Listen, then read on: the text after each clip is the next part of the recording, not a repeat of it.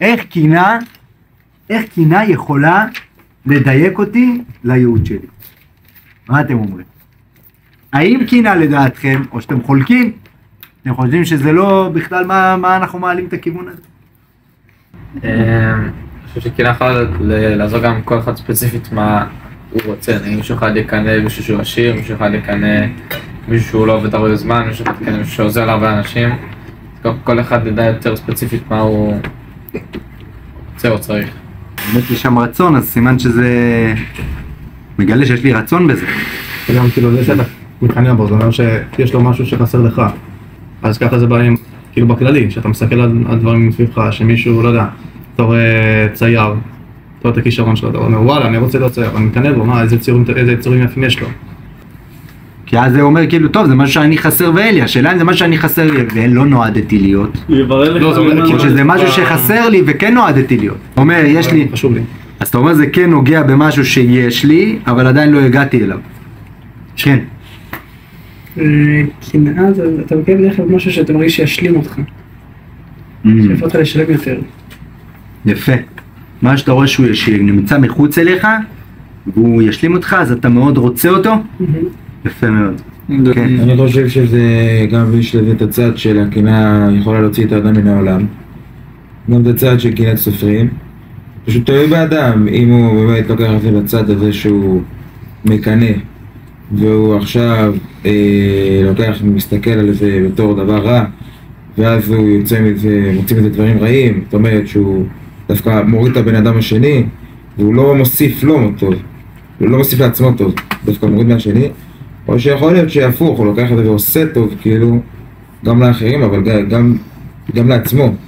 כאילו, כמו שגלעד אומר, זה מראה לו את הייעוד, כאילו, מה זה, הוא יכול לעשות טוב לעצמו. פשוט תלוי, כאילו, מצד אחד יכול להיות, כאילו, עשיית רע, מצד שני יכול להיות עשיית טוב. תלוי איך אתה לוקח את זה, יפה. אתה מביא לנו מהמקורות ממש, יש לנו שתי מקורות שמראים, שמדברים על קנאה, אחד בצורה שיכולה להיות חיובית, והשנייה שיכולה להיות שלילית. כן. אחד זה קנאת סופרים תרבה חוכמה, זה המקום החיובי שלה, ואחד מהדברים שמוצאים את האדם מן העולם זה הקנאה. תחושת הקנאה היא תחושת קנאה, רק אם אתה לוקח אותה במובן הטוב, אתה אומר נכון אני מקנא. אבל בוא רגע עכשיו נתבונן על הקנאה בצורה נכונה. בוא נתבונן מה אצל השני, אני רוצה לזהות איפה אצלי נמצא רצון לא להיות במקומו במקום שלו.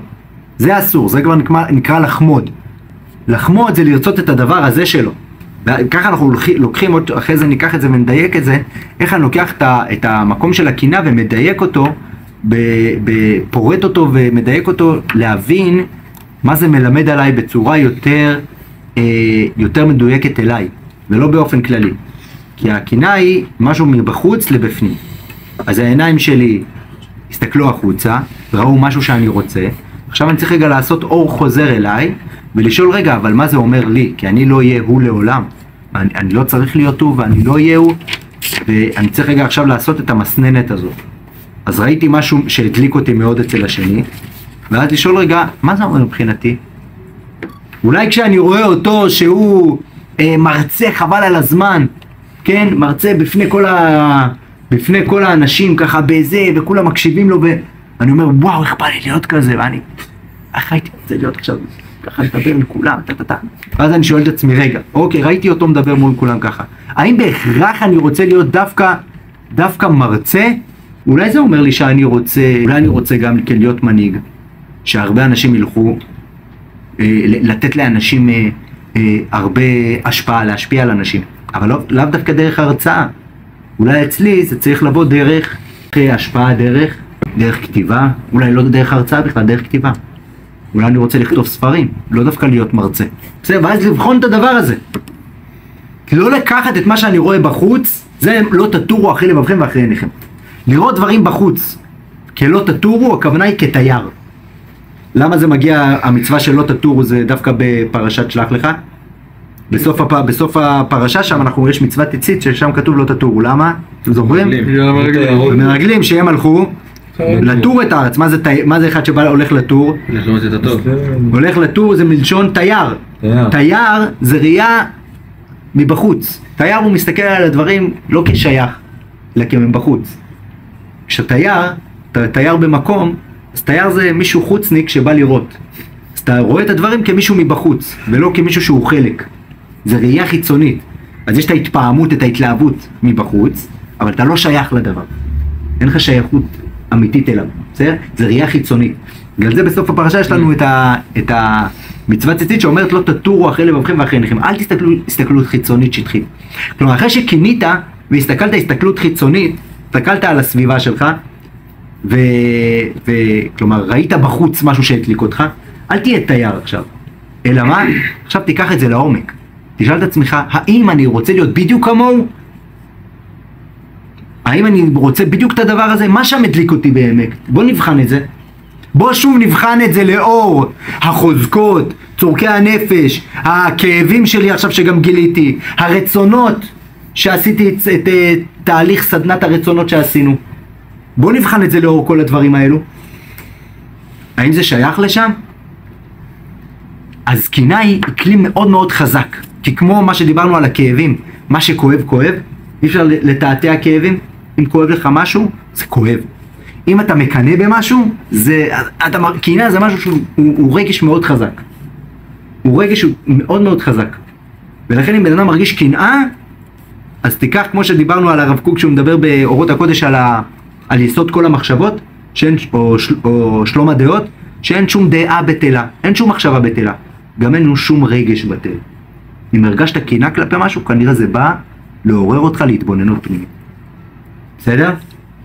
אחרי שכל אחד כתב את בין 3 ל5 אנשים שבהם הוא מקנה, בסדר? עוד לכתוב, לקחת אחד מהם, כרגע, אחרי זה לשעשועי בית תמשיכו הלאה, אבל כרגע כאחד לדוגמה, מה בעצם, תשאלו את עצמכם, מה הדבר הזה יכול ללמד אותי על הייעוד שלי, במה שאני מקנה בו. כלומר, האם אני מקנה בזה כמו שהבאנו דוגמה, הוא יודע לכתוב בצורה מדהימה, אז האם אני רוצה לכתוב כמוהו, או האם אני רוצה כמוהו את היכולת ההשפעה של הכתיבה, או האם אני רוצה את יכולת הלמידה שיש לו, או האם אני מאוד הייתי רוצה גם כן להיות מומחה במחשבים, שיהיה לי יכולת שימוש בכלים מתודיים או בכלים ויזואליים. כן, אז אני למשל רשמתי על מישהו שהוא יודע להעביר את הדברים בצורה מאוד מתודית. אז נגיד, אני מאוד הייתי רוצה שיהיה לי את היכולת, כחלק ממה שאני רוצה להשפיע ערך, שיהיה לי את היכולת הוויזואלית גם להשפיע דרכה. בסדר? להשפיע דרך יכולות ויזואליות, מצגות, דברים כאלו, לעבוד עם זה בצורה שהיא הרבה יותר פשוטה ובקלות לעשות את זה, ככלי שיכול לעזור לי להשפיע הרבה יותר. בסדר? אז לכתוב, לקחת את אחד הדמויות שבחרתם, הדברים, ולרשום מה זה יכול ללמד לגבי הייעוד שלכם.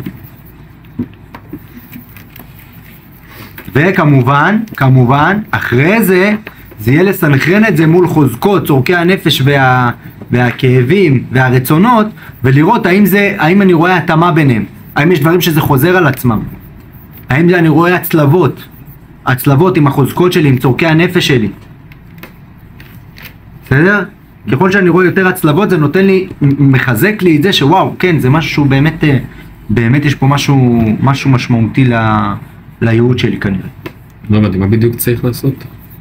אחרי שאתה, כתבתי 5 דברים. כן, בן אדם אחד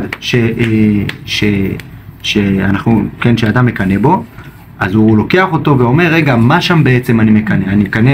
אני מקנה בזה כי אני רוצה גם כן להיות מרצה, או גם כי אני רוצה להשפיע על אנשים, אבל אולי בדרך אחרת שמתאימה לי.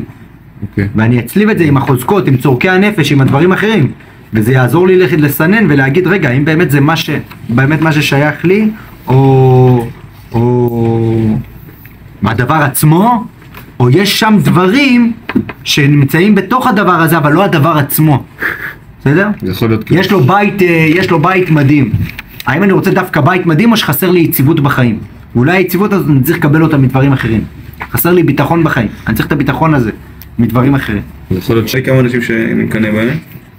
שהתחלנו פלוס מינוס מתי מכל התחלה, פלוס מינוס אותו סטארט. והם כאילו, הם כאילו רמה עליי איתם, יש להם דברים שהם הרבה יותר טובים משלי. הייתי שמח מאוד איתכם. ואני הייתי מאוד רוצה להיות שם. זה אחד מתוך 300. פתאום זה יתבהר לך? כן, מאוד. זה אנשים קרובים אליי, כן. ומה זה עושה לך כשאתה עכשיו רואה כשאתה עכשיו שם את זה מול העיניים? אני אגיד את זה רע, לאכול אותם. בא לי כאילו להפור אותם פי כמה. לעבור אותם? כן. כשאנחנו מדברים על קנאה כמשהו שבא ללמד מה אני יכול להתקדם בחיים. האם זה רצון שאני אהיה דווקא יותר מהם כהשוואה? לא, ניצול זמן יותר והתמדה. ניצול זמן והתמדה. כן. דווקא אתה אומר, זה שם לי דגש לנצל את הזמן ולהתמיד כדי להתקדם בחיים. יפה מאוד. עוד מישהו? כן. כן. זה שדווקא, כאילו עד עכשיו חשבתי שאני מקנא במשהו, וכנראה לא בטוח שאני אצליח להשיג אותו, כאילו, יש דברים שכאילו, אני אומר לעצמי, וואלה, אני ממש רוצה להשיג ואני אצליח, אבל יש דברים שכאילו אני מקנא, אני אומר, וואלה, אני ניסיתי ולא הצלחתי, אני רואה שגם לא מצליח. ואני עדיין מקנא ואני רוצה, שואף לזה. ואז הבנתי שכאילו ניסיתי להיות, עכשיו כאילו, לפי השיעור, ניסיתי להיות כמוהם. לא ניסיתי לעשות את זה בדרך שלי. זה כאילו, אני יכול להגיע למצב הזה, אבל בדרך שלי, ואני צריך להבין איך לעצב את זה לדרך שלי, לייעוד שלי. מדהים. זה להתמיר עוד פעם ממבט חיצוני למבט פנימי, אליי. שאני לוקח את הקנאה שהיא מבט של להסתכל החוצה אל האחר, ואז אני מחזיר את זה רגע לראייה עכשיו פנימית. ראייה פנימית. זהו, תמיד בחיים יש לנו את ההסתכלות כלפי, שאני מסתכל החוצה ואז רוצה לחזור פנימה. זה המרכז הפנימי שלי.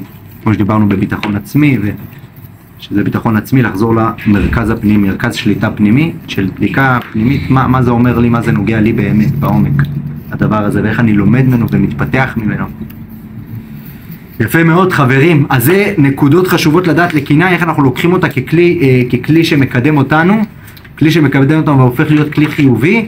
זה מה הוא מלמד אותי, מה אני רואה שם עכשיו בעומק לגבי החיים שלי, מה זה אומר לי, לא מה הוא, אלא מה אני, ומה בעומק זה אומר לי, ואני משווה את זה, אמרתי, לכלים שלי, לחוזקות, צורכי הנפש, הרצונות שלי, ואיפה זה נוגע שם, זה המסננת לראות איפה זה בעצם מתיישב על הערכים של העצמיות הפנימית שלי, ומה שייך לי ומה לא. ודבר שני, זה שלא עושים את זה בצורה של השוואתיות. אני מבין שאני לא צריך להיות יותר ממנו. אני לא צריך להיות בדבר הזה יותר ממנו. אני רוצה שיהיה לי את היכולת הזאת לא יותר ממנו. לא כדי לא יהיה, אלא כדי שאני אתקדם בחיים, שאני אביא את הייעוד והשליחות שלי לעולם. ואז זה לוקח את הקנאה והופך אותה ממקום של מתמיר אותה, מחושך לאור, ממר למתוק.